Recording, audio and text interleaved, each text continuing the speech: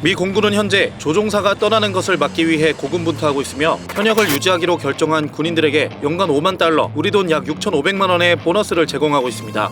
미국 군사 전문 매체 에어포스 타임즈는 미 공군 조종사의 최초 10년 복무 기간 중 8에서 9년 차의 현역 연장 계약을 맺을 경우 이러한 보너스를 받게 된다고 전했는데요. 전 세계 군사력을 다 합쳐도 모자랄 만큼 최강의 군대를 가진 미군이 이렇게까지 하는 이유는 뭘까요? 재계약 시 연간 6,500만 원의 추가 보너스 지급이라는 파격적인 조건에도 불구하고 미 공군은 조종사 부족에 시달리고 있습니다. 올해 3월 기준으로 미 공군 조종사는 약 2만 1,000명이 필요한데 이 중 1,900여 명이 부족한 상황입니다. 지난 2021년 말보다 260명 이상 더 증가했죠. 이런 가운데 더 나은 직장을 찾고 있는 미군 조종사들이 중국과 계약하는 사례가 늘고 있습니다. 또한 미국뿐 아니라 영국, 독일 등 서방 주요국의 퇴역 조종사들이 중국 공군 해군의 훈련 프로그램을 강화하기 위해 거액을 받고 전문 지식을 팔고 있죠. 독일 주간지 슈피겔은 전직 독일 공군 조종사 3명이 중국 정부가 아프리카 세이셸에 세운 페이퍼 컴퍼니와 계약을 맺고 수년 동안 중국 조종사들을 가르쳐왔다고 폭로했습니다. 슈피겔에 따르면 중국에 위장 취업한 조종사 2명은 유로파이터 타이푼, 1명은 토네이도 전폭기의 조종사였는데 이들은 독일과 나토의 전투기 운용 및 공군 전술에 대한 기밀 접근 권한도 있던 걸로 알려졌습니다. 독일 보안당국은 이들이 대만 공격 시나리오를 설계하는 데 도움을 줬을 가능성이 높고 심지어 나토의 전투기 배치 전략 같은 민감한 정보까지 건넸을 가능성이 클 것으로 보고 있습니다. 지난해 10월 전 미 해병대 조종사 출신으로 호주에서 조종사 훈련 사업을 하던 데니얼 듀건은 중국 공군과 계약을 맺고 훈련을 도운 것이 적발돼 군비통제법 위반 혐의로 체포됐습니다. 미국 법원이 공개한 공소장에는 듀건이 2010년에서 2012년까지 3차례에 걸쳐 남아공 비행학교에서 중국 조종사들에게 항공모함 착륙 훈련을 제공했다는 내용이 적시됐습니다.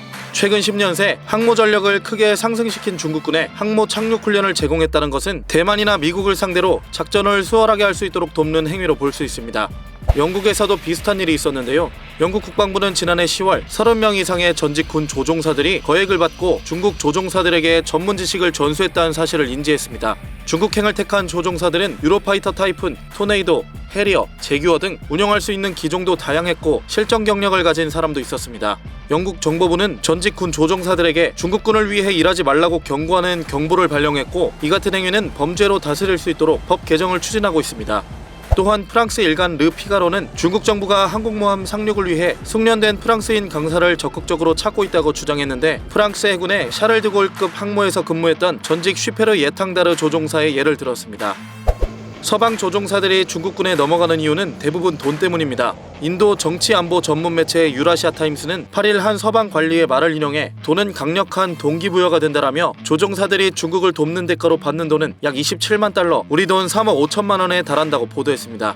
중국군은 자국 조종사들에게 전투기 조작법을 가르치려고 거액을 주고 이들을 데려오는 게 아닙니다. 첫째, 적의 전술을 정확히 파악하기 위해서, 둘째는 중국 공군의 낡은 교리와 전술을 서방과 같이 끌어올리기 위해서라고 볼 수 있습니다. 예를 들어 중국군과 태국군의 연합훈련에서 중국 조종사들은 공대공 미사일을 피하겠다며 수직 상승해 엔진 추력을 급격하게 줄이는 회피기동을 선보이기도 했는데요. 시커 기능이 발달한 요즘 시대엔 전혀 통하지 않는 낡은 방법이라고 할 수 있는데 중국 조종사의 역량이 얼마나 떨어지는지 보여주는 대목입니다.